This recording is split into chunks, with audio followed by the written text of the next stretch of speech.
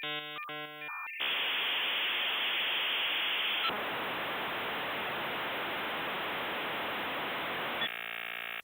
welcome everybody.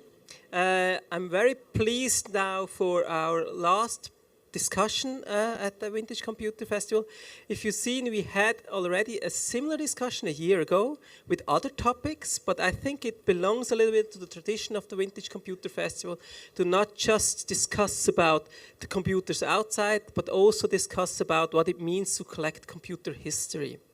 Now, I'm very pleased to have this panel with the different persons, and I'm really looking forward to vibrant discussions with different opinions, hopefully, on different elements inside it.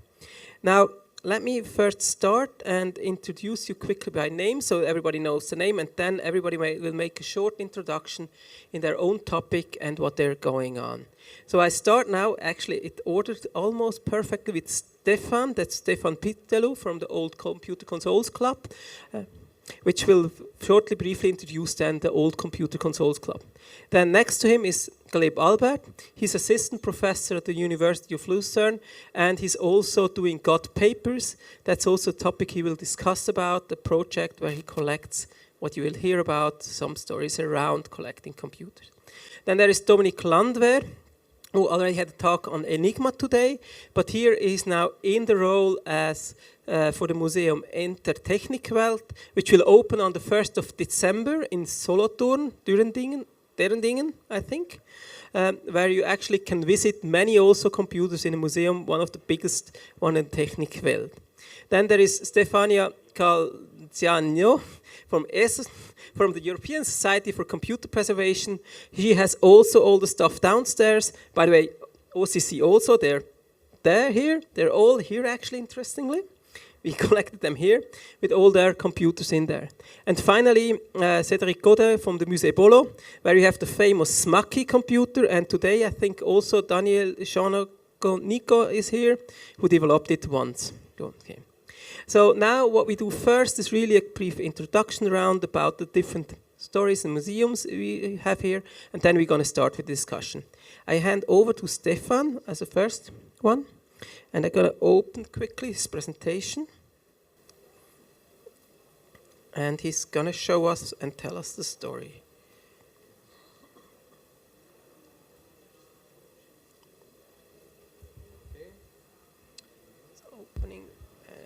Hello? Yeah.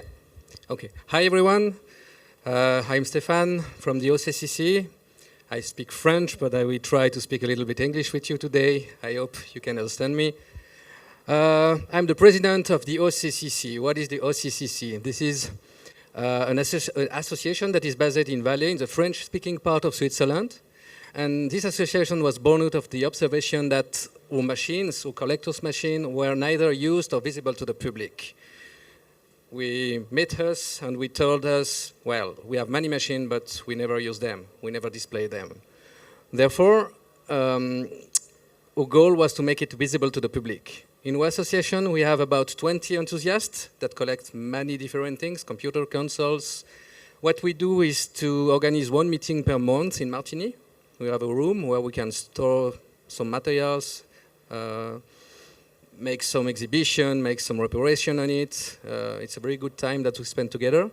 And our main goal is to make a major exhibition every year. This is something like we see here today, but a little bit smaller. We call it the OCCF for All Computers and Console Festival. And this is always the first weekend of June in Martigny. So feel free to come visit us. Our association is a little bit special because each member owns his own collection. We have about 350 computers and more than 200 consoles together. And we have 3 separated rooms where we put our material to make it safe. So it's a room where there is no humidity, no daylight, and with same temperature the same year. All machines that we have listed on your list are restored, installed, and functional. So we are not speaking about something that we store everywhere, that we never turn it on or try them. We are really speaking for a computer that we are actually able to present. We try to have every iconic software available on modern media to be able to demonstrate those computers. And we try to have available documentation too for them. what we do concretely, we do restoration of machines. We try to make it as close to the original as possible. So here you see as example the Sol 20 case that you can see on my booth. I have make it painted with the real color. With a spectrograph, we took the real color to have really the same results as the original. We do original media copy to replace them with modern solution like SD card, compact flash card, to avoid wear on the real media, to store them, and to facilitate software loading too, to be able to load software instantly and more conveniently. We want to provide the most important software on the machine to deliver a complete experience. That means when we expose a machine, the people have to see and feel what this machine actually was to be used. We want to display the machine and make them available to the public. That's clear, that's our main goal. We want to back up the data on modern media to preserve them. We are in the way to create some documented cloud-native base that will be available to everyone. And we are trying to involve young enthusiasts in the various stages of restoration to transmit the knowledge to new people, as you can see on some pictures later. Here an example of your work, what we do with the SMACI 6. First step, we recreated some diskettes from the SMACI 6 because we have many diskettes available, but almost all of them had a read error. So we have to put the data on the real diskettes that was actually good to read. Then we restored the SMACI 6 itself. For example, you see here one young member that is restoring the keyboard with some soldering. We just achieved a complete emulation of the Micropolis floppy drive. This is a special floppy drive that uses hard sector head floppies, therefore very hard to have.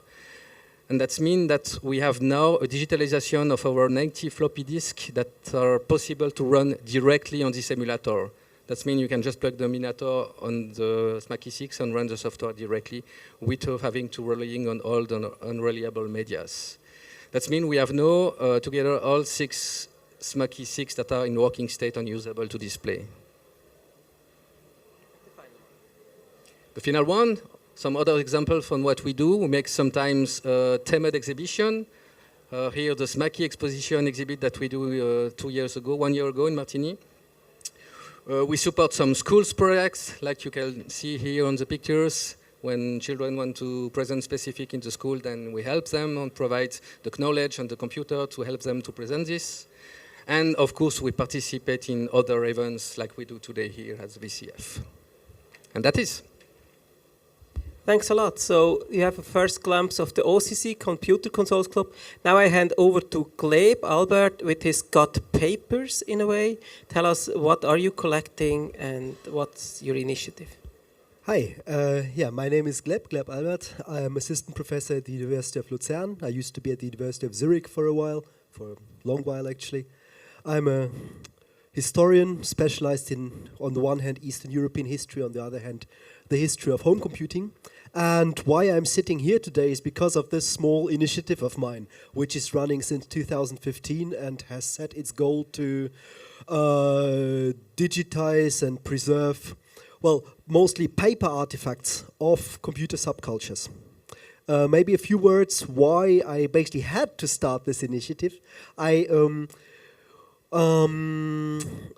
My habilitation project, which I did at the University of Zurich and which is still in its final stages, is about, well, a phenomenon that's known by several names, such as, I don't know, cracking scene, crackers, the scene, basically.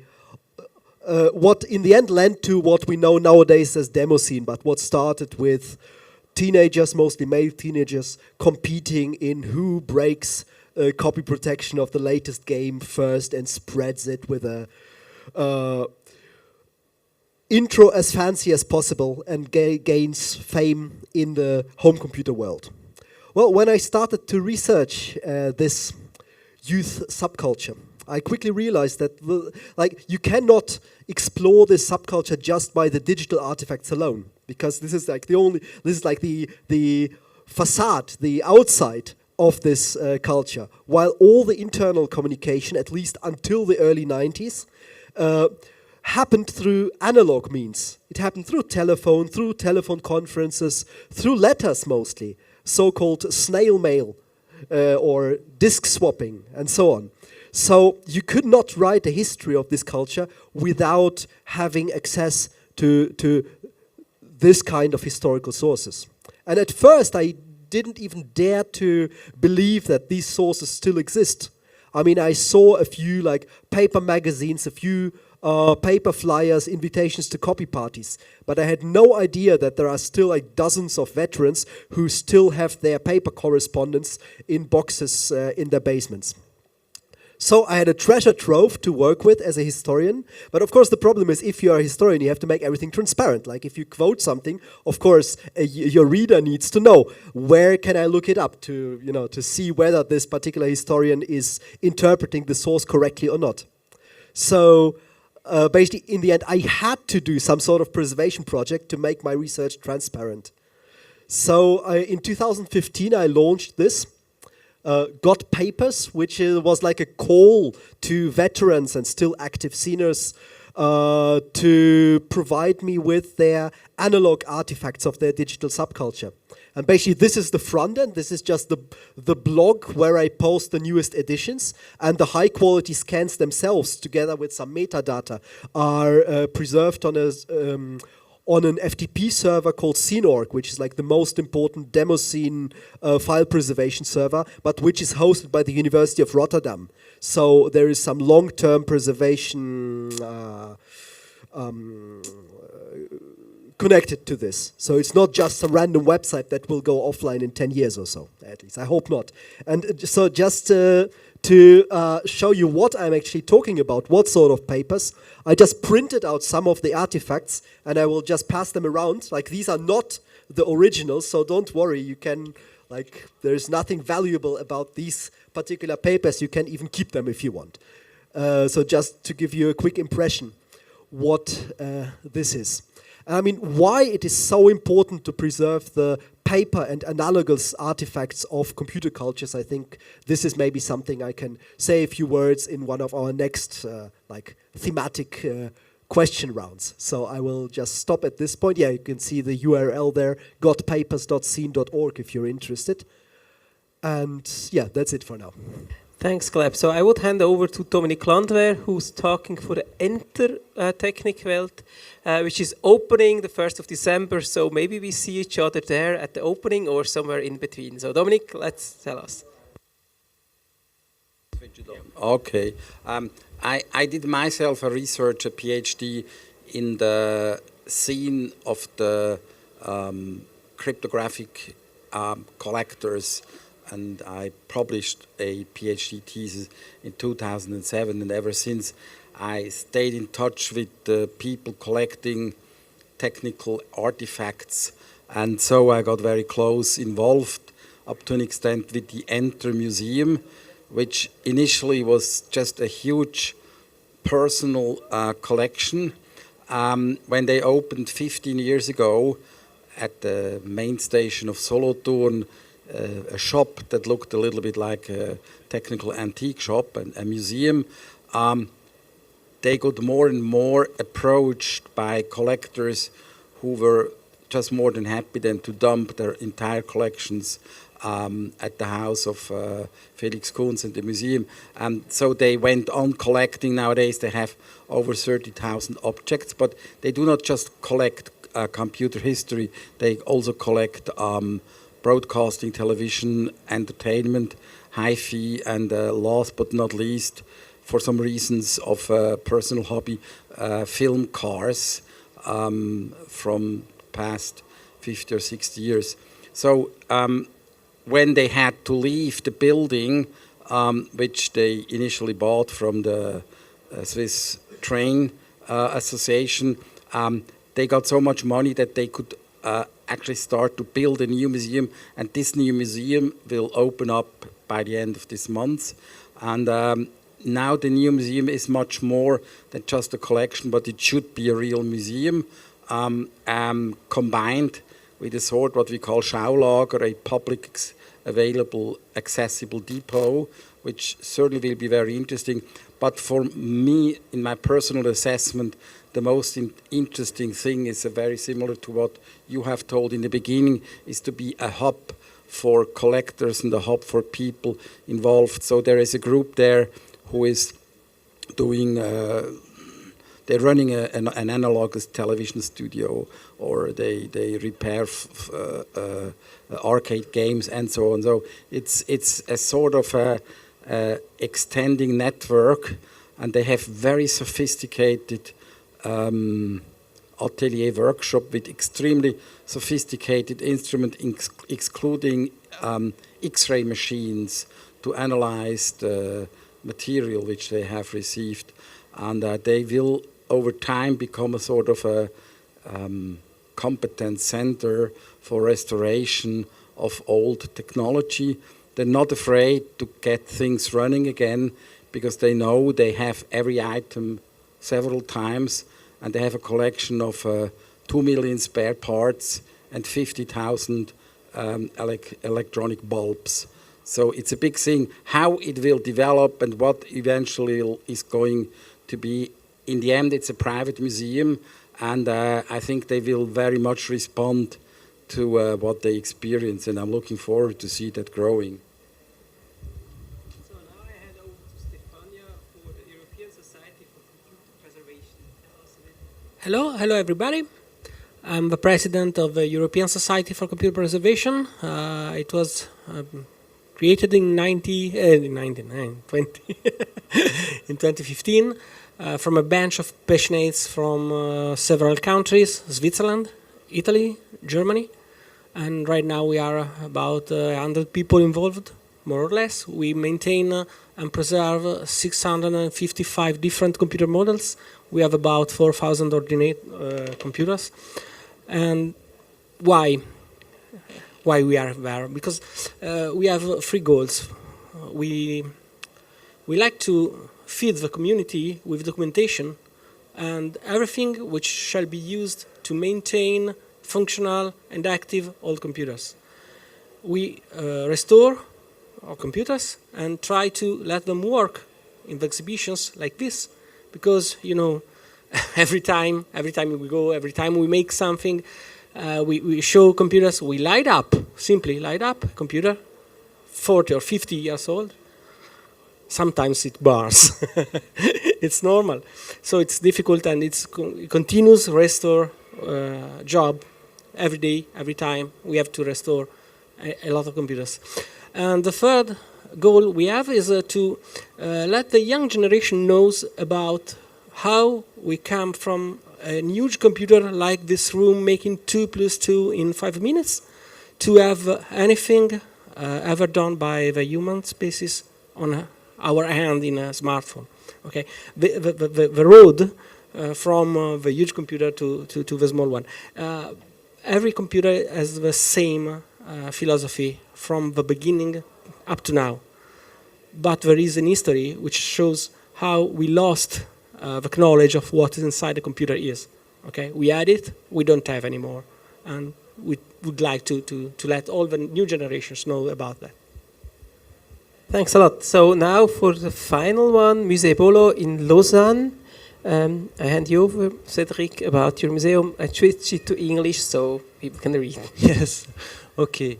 So I am Cédric Gaudin, president of the Association of les Amis du Musée Bolo, and also president of the foundation Mémoire Informatique. The Musée Bolo is a museum.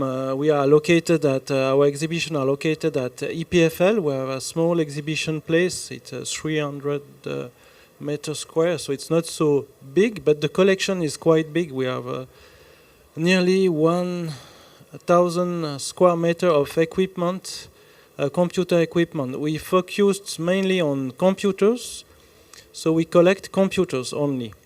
So we have computers like Cray supercomputers that are quite complicated to move. If you want to make them run again, it's really, really complicated. We have also a lot of microcomputers in the collection. And we have a lot of SMACI computers also.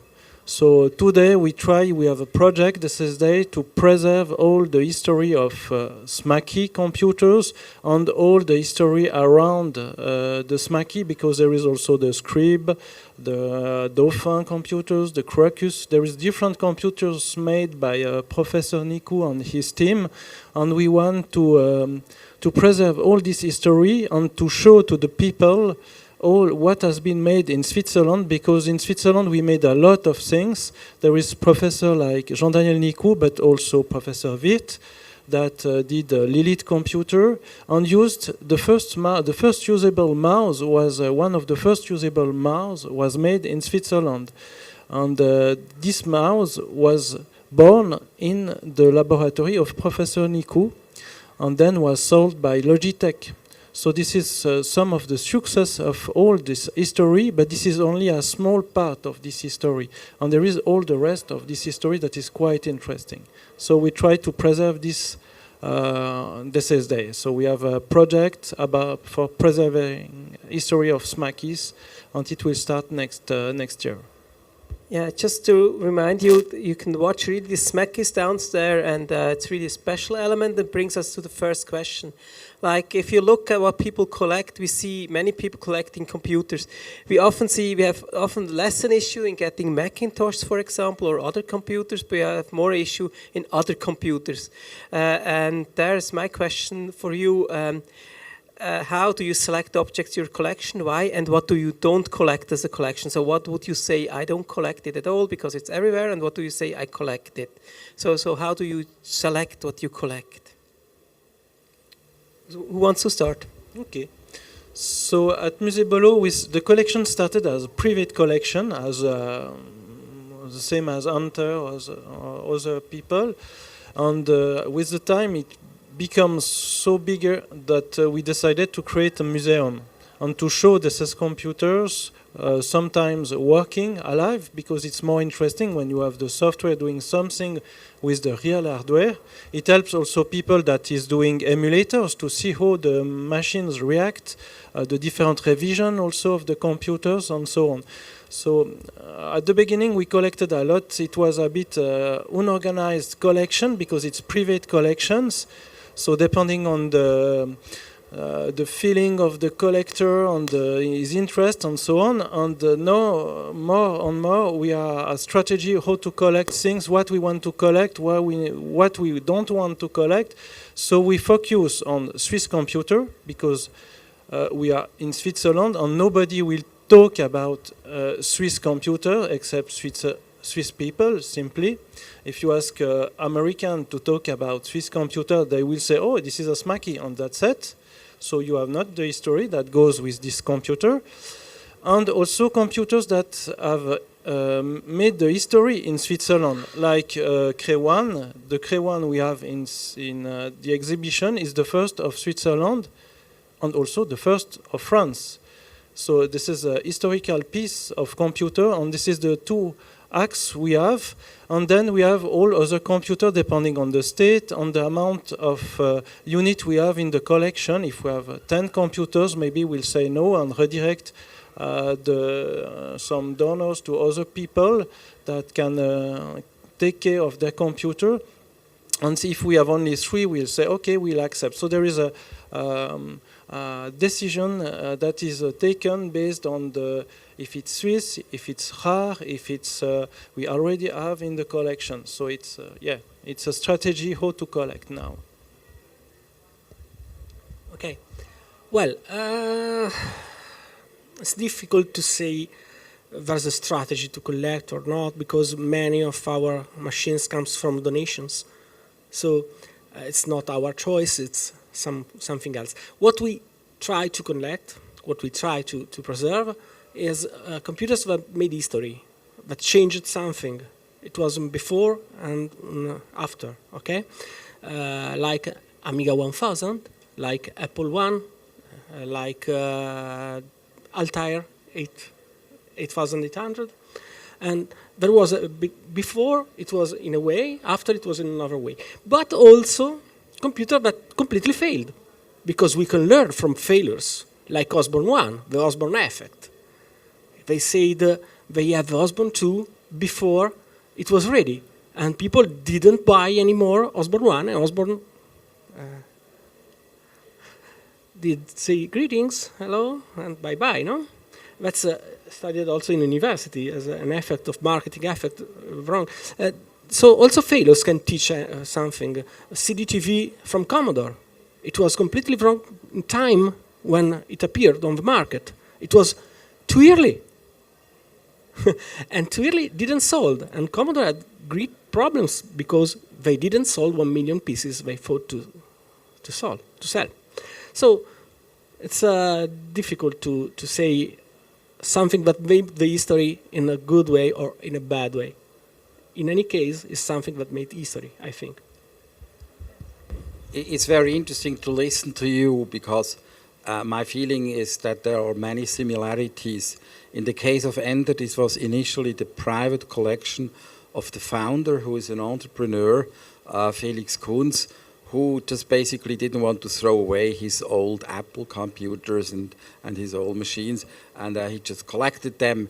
And 15 years ago, he opened a museum, a little museum, which was still a little bit disorganized. And all of a sudden, he got overwhelmed by people who wanted to donate the collection. And as much as I understand, he was quite generously accepting collections. And it will be now entering a new stage where the museum is much more professional, where the collection is also much more professional maintained, where you have this restoration atelier, and just finding a focus on how to go on. Anyway, it's probably not possible just to say we focus on Swiss developments, although that this is a very nice thing. But I mean, the computer world has been dominated by a number of big American names, and they just have been all over the place in Switzerland. So my feeling is that will be one of the big tasks, to define a strategy for collection once the new museum and the new collection will be made public and available to everybody.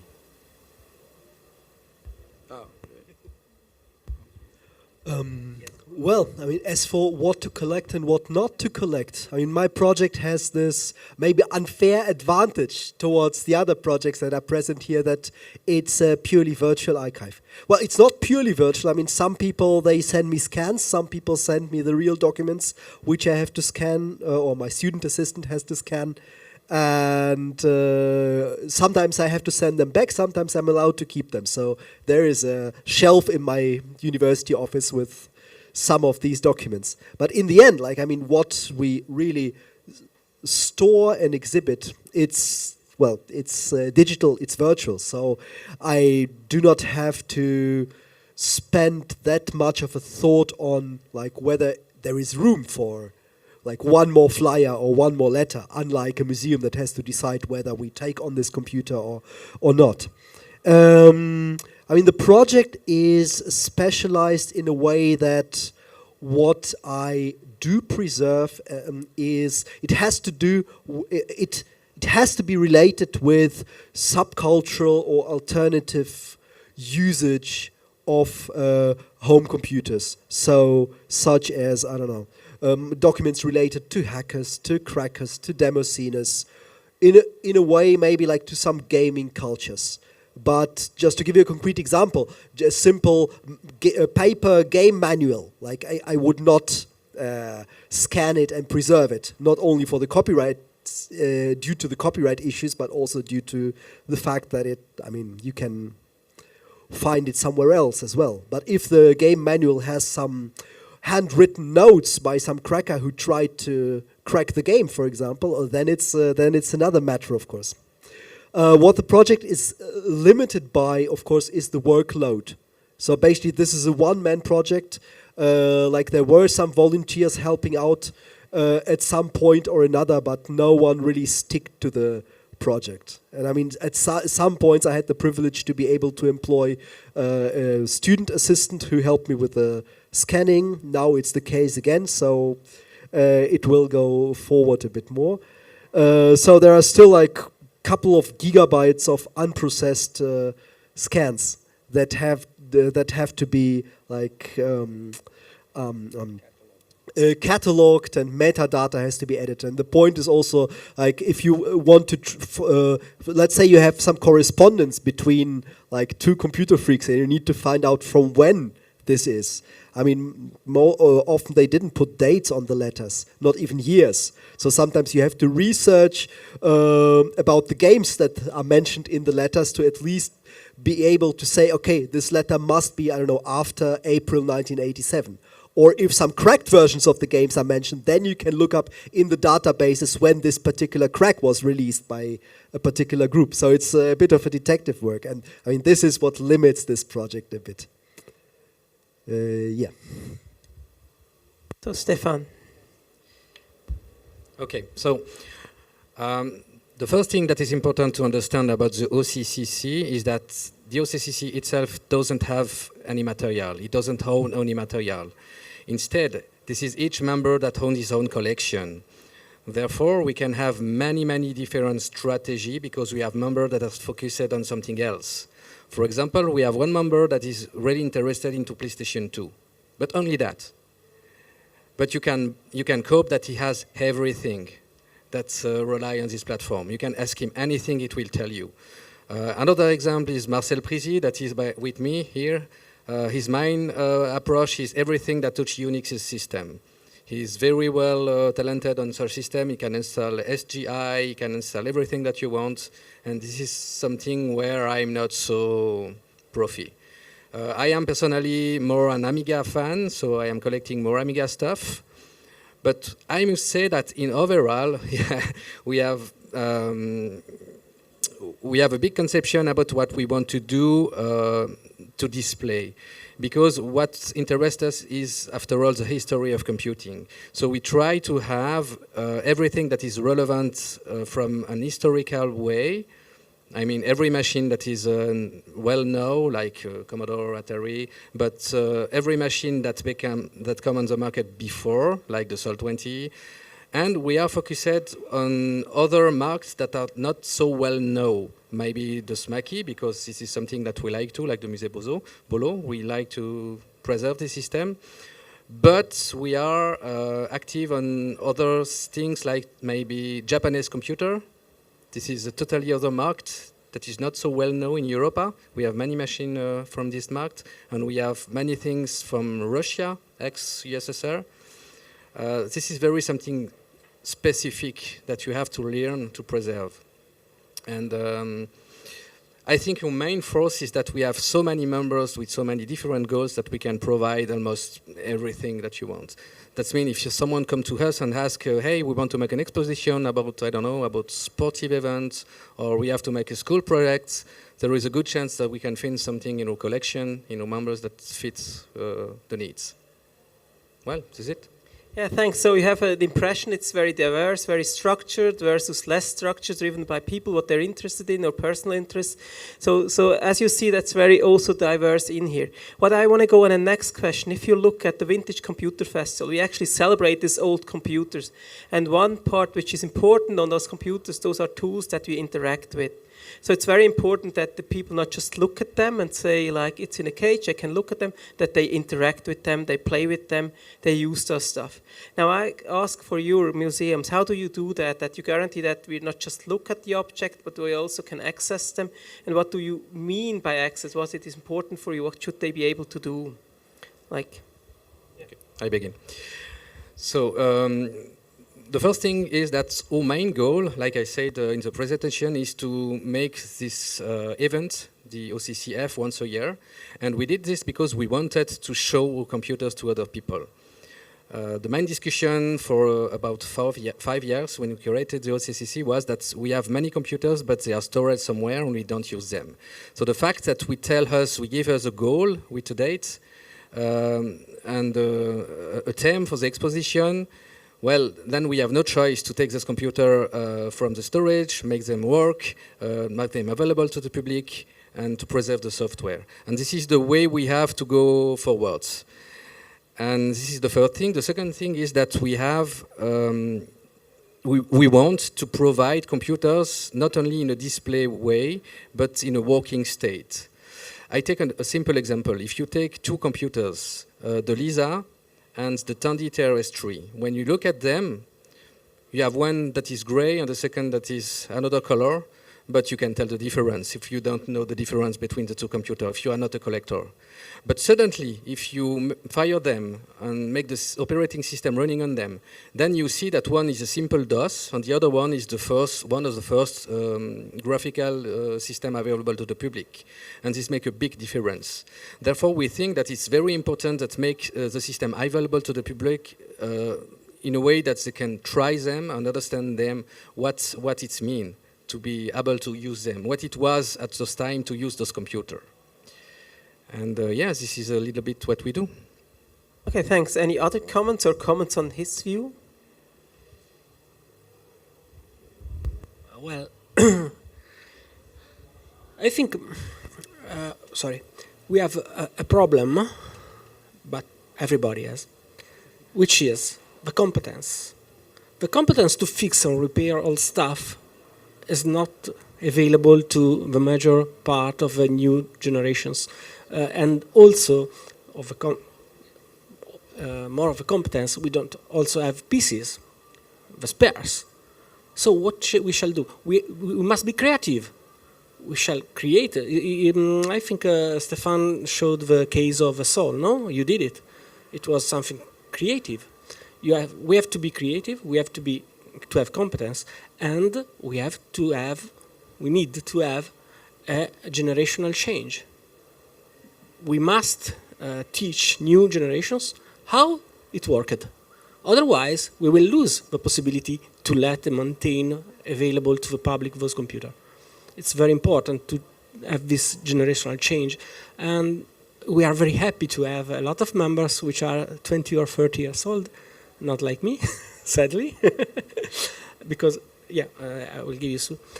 Because, without the young people, we will lose our past. I also see a danger that we get very much sort of hypnotic focused on old computers, and it's just inevitable the time coming where we just cannot switch them on and off anymore. And the question is, why are we interested in old computers? Is it just because it's the magic of the DOS prompt, or why do we do this? And then I think we have to discuss about conceptual approaches, such as we use emulation. We would like to introduce young people into the world of very simple, of a DOS or of a first Windows system or of a Cray machine, and just to simulate and to give them an idea what their horizon in that time was.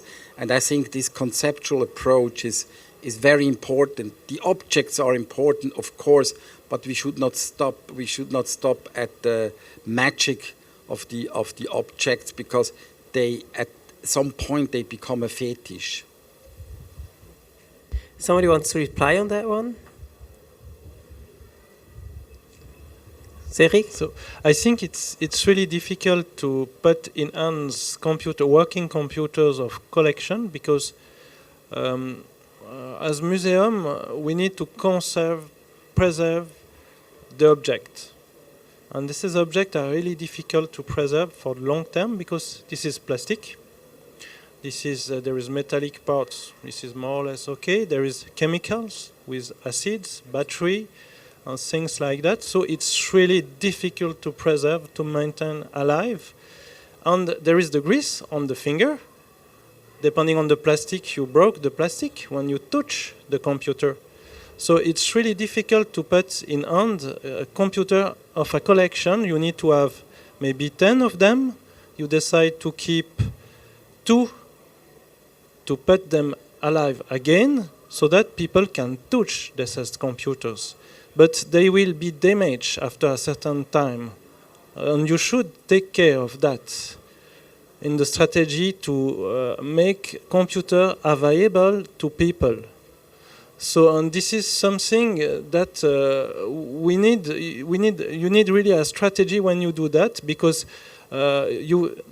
using the computer will destroy it. That's the problem. The problem also is that without the computer, sometimes without the machines, it's nice. Emulators, there is people doing really nice things with emulators, emulating a lot of features, but there is some computer that are so hard to emulate because there is so much features that you will spend a lot of time to have exactly the same behavior. So it's not so easy.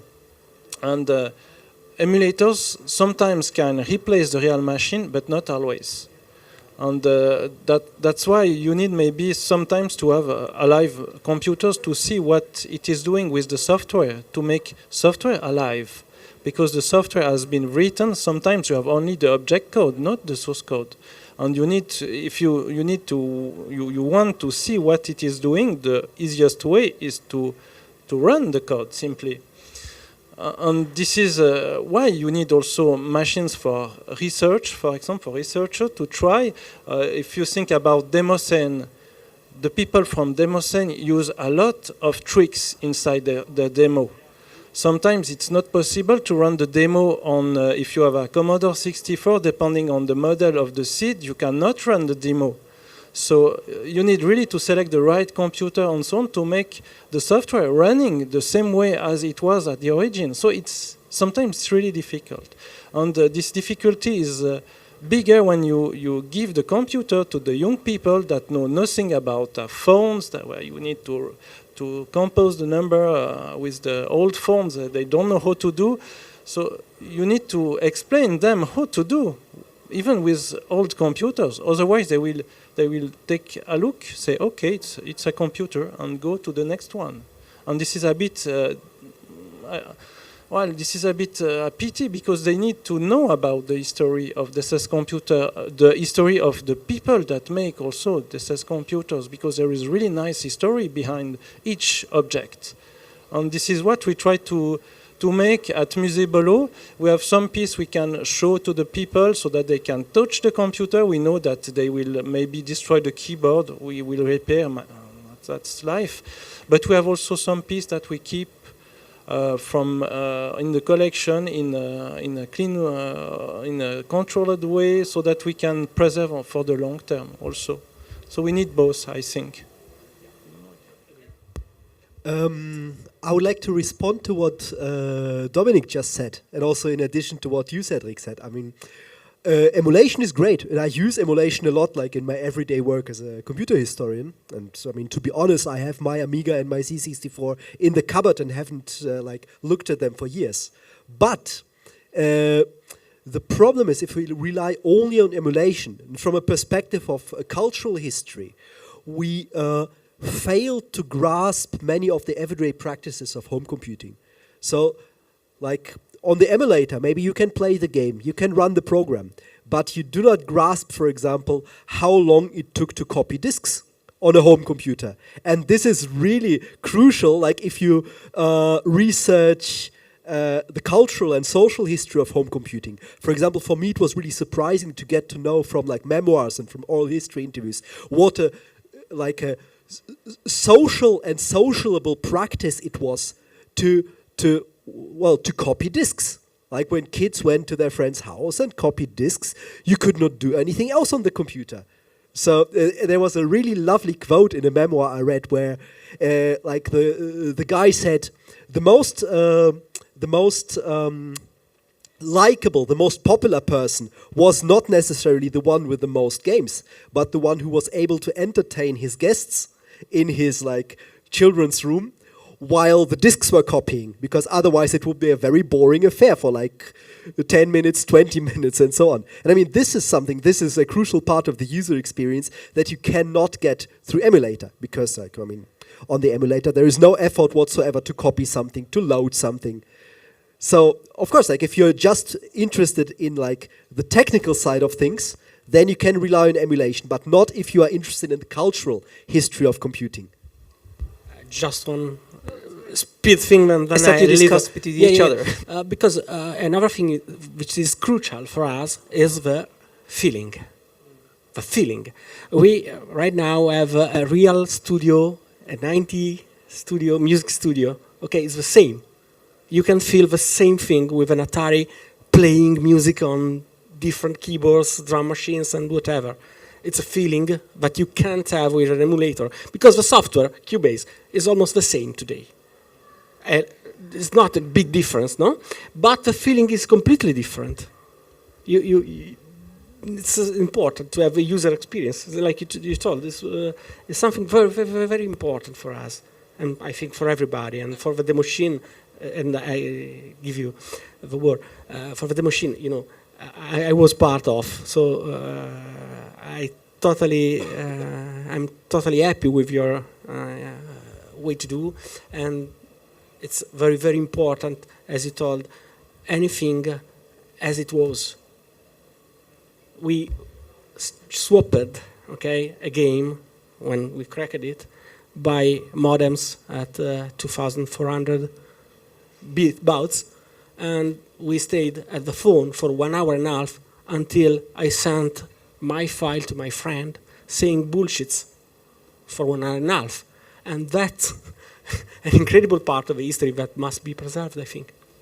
I like very much what you said about this copying as a social practice, and I think we might have to ask ourselves in future, do we just talk about preserving plastic, computer chips, light bulbs and so on, or do we talk about social practices? And I mean, it's just a sad fact that a lot of the pioneering generation, they will not be around in 20 or 30 years anymore. So I think we have also to be aware of the fact that this is also a theme, an issue of social history. We have to talk to them. Okay, it's nice to make a simulation of a disk copying process, but we will never be able to reproduce what it was for kids in the 70s or maybe in the 80s to come together for that. And therefore, what we need to do, we have to talk to the people. We have to do oral history projects. That's very important. And then we have to ask ourselves, when we do the oral history projects, what eventually are we going to do with these interviews? So I would just open up the horizon and say, let's talk in the future also more about social questions, about social practices, such as you suggested. I just want to add something. I think that's, so for me first, an emulation is a very good tool, but it's more a tool. That means we can use the emulator to create something, we can use the emulator to test if software that are available on a real system run on the emulator itself, but for me it's only a tool. It will never replace a real machine. But this is only in the ideal world that is possible. For us, at the OCCC, we can afford to present real machine and make people use them with the real operating system on them, because we do once exhibition a year. We are not a museum with a computer that are displayed all the time. And this is clear. Once you have this dilemma, you can't simply put a valuable computer to everyone and expect that those will last more years. Then you have to find another solution. And I think that in some case, emulation can be involved in the way to explain people how the computer works, maybe with having the computer behind the windows, so you can touch them, you can destroy them. But I think it would be a mix of them. If you only display an emulator, then it's not possible that the visitor know what it's all about. Because you don't have the feeling, and feeling do everything. This is like you said, with floppy disk, with the wind that you have on your face, with the fan that blow hair when you turn on a Smaky 6. You have to feel this to understand what it was all about. An emulator can show you only a small part of it. But it's clear, sometimes you don't have another choice.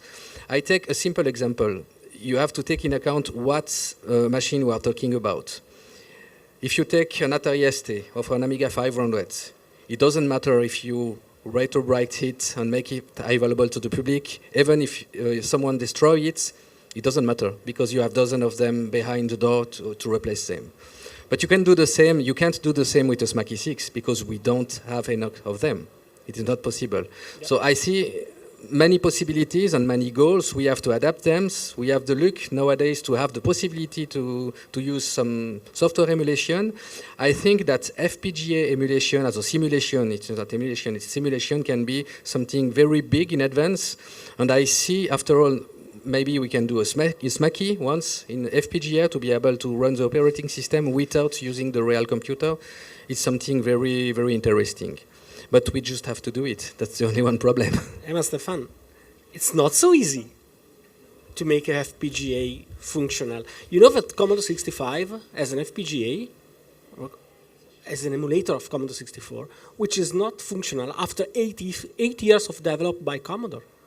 It's not so easy to make a perfect functional emulation. So anyway, yeah, I don't want to go into discussion on the technology side. We try on the level side. I give you, Cédric, the word, then your final words, because we're already at 5 o'clock. Okay. And I wanted to quickly then close it down. Oh, I don't know why. We didn't figure out how this technology works. It has some feedback loop on some input field, which we don't know here in the room. So already with this basic technology, we're overwhelmed. Go. Okay, so for me, collecting computers at Musée Bolo will continue because the collection, we nearly every we receive two people that want to give us their computer per week, so it's a lot. And we have no more space. Well, we have a lot of a small space, but the space is missing sometimes. So, and we need to select simply what we want to collect. We try to show the computer alive from the beginning because it's interesting during event, because we decided that we need some people around the computer to explain the story, to explain how it works, to ask people not to destroy the keyboards and so on. And it's clear that running rare computers like Apple I, for example, would be complicated to put such kind of computer in hands of everybody, because it's simple computer, it's easy to emulate this one, but well, it's costly because there is not a lot alive in the world, for example. And this is a mythic computer, so he has changed the world. So this was the beginning of the clubs of the people learning how to program computers because there is no software. So, and for the young generation, I think we need to create the same kind of spirit, like Professor Nico also did, creating a club with people interested in computers, in old computers, and that want to do something and learn them how to do things. Maybe this is the way to follow, to have the young generation that interested in computing, completely geek young people, and learn them how to repair computers. Simply, I think this is maybe a way to follow. Thanks. So, Gleb, you wanted to do a statement, and then yeah. Okay. Yeah, I will be fast. I mean, I just wanted to add a small thing to what has been discussed, like emulation versus real hardware, and like setting up like a period setting base, like you did with the music studio. But I think, and this is maybe something that we all have to be aware of, what we cannot recreate, like neither by emulation nor by exhibiting the original hardware in its original setting, is the feeling of users back then not knowing what will come next. I mean, if we look at this, for example, this music studio, on the one hand, like we can see, oh wow, this is how it was back then. But the musicians who sat in such a studio like 30 years ago, for them that was the limit. For them that was like the state of the art. They did not know what would come next, and maybe they didn't even expect that something will like advance even more. I mean, I remember how I used to call BBSs in the 90s, and I thought, okay, this will go on forever. Like I looked at some websites and thought like, okay, do I really need this? No, I get everything I need from the bulletin boards. And of course this changed within like 5 years' time or so. But this sort of like horizon of the back then users, I think this is maybe the most hard thing to recreate if we collect and exhibit computer history. And also a tiny small appeal that I wanted to address in more detail, but I will just make it very short.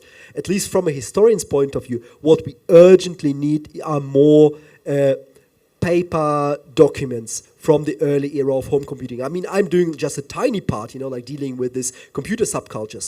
But to be honest, it's shocking that we have no institution except for the National Museum of Play in Rochester, New York, that systematically collects business archives of computer game companies. Like if you want to do a business history or like any kind of history of computer games that would rely on, or that would be interested in how they were made and not just the games themselves, we have no material whatsoever. I mean, okay, the archive of Broderbund is preserved, the archive of Sierra Online is preserved, and perhaps like a dozen more computer game companies. But of the European computer game companies, there is nothing. I mean, look at Linel, for example, this really important Swiss game company of the 80s. Like, no one knows where their business papers are, whether there are any, and so on. I mean, this is maybe something that computer museums also, it would be great if they would also think about this aspect, like really collecting this stuff. And not just the machines. The machines are really, really important, of course, but we really need all these artifacts around the machines as well. I see that you want to discuss a lot of time, but still I would like that people also have time to show the elements and they can discuss with it. Who wants to do Stefania will follow up with the final statement or well, otherwise? I totally agree. Okay. 100%. And in fact, we have some original drawings, original schematics drawn by hand, by pencil, on the paper, of famous games, and the original source codes with all the comments of the original authors, and they just gave us to preserve and maintain, because the floppy disk, as every magnetic stuff, will die in the future. It's impossible to live forever, no? So we can duplicate it, we can copy it, we can do a lot of things and preserve it. And they gave us, and it's important what you said. I never thought about something oriented to preserve of video games history, but it's very important. And we have something, maybe should start something, sort of collaboration between all of us to maintain this kind of stuff, I think. Huh? There is also one thing we need to keep in mind is the media. The magnetic media has not a long life. So we have, in the museum, we have a lot of drives to read the source media. We need to keep them alive, to read and to save, to preserve what we can. So this is also something we are progressing at Musée Bolo, but this is an important subject to read the media we have. Yeah. And to have the competence and maybe to share the competences on some subject also, yeah, clearly.